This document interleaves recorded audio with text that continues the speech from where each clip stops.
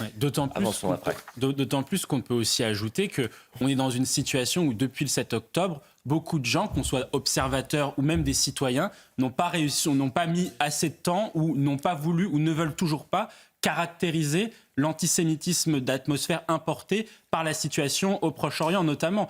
Par exemple, aujourd'hui, quel est le lien entre Sydney et le gouvernement de Benjamin Netanyahou? Il n'y en a pas, justement. Et c'est ça un des sujets, c'est que comme beaucoup de gens ne veulent pas qualifier finalement ce que sont les actes antisémites tels qu'ils sont réellement aujourd'hui et ne veulent pas forcément voir ce qui relève effectivement d'attentats terroristes islamistes à caractère antisémite, alors justement, effectivement, avoir des bandeaux de ce type-là qui entretiennent un certain flou. Je comprends votre interrogation, du moins. Rappelez-vous Nathalie Saint-Cric qui a été justement insultée parce que...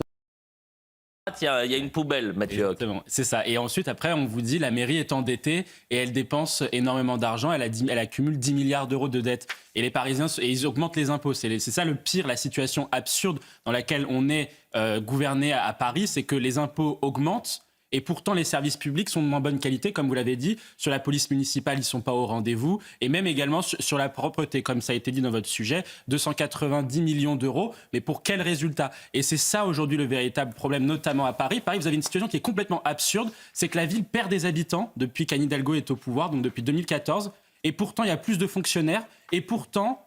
On a moins de services publics, véritable absurdistan. Et donc moi je suis d'accord avec vous, il y a une question de responsabilité collective des touristes et des Parisiens, mais il y a aussi et surtout une responsabilité des pouvoirs publics, parce qu'il y a des villes qui sont quand même plus propres que d'autres, même en France. Il est 9h22 sur CNews et on vous souhaite évidemment un bon dimanche à l'approche des fêtes de Noël. On se retrouve dans un instant.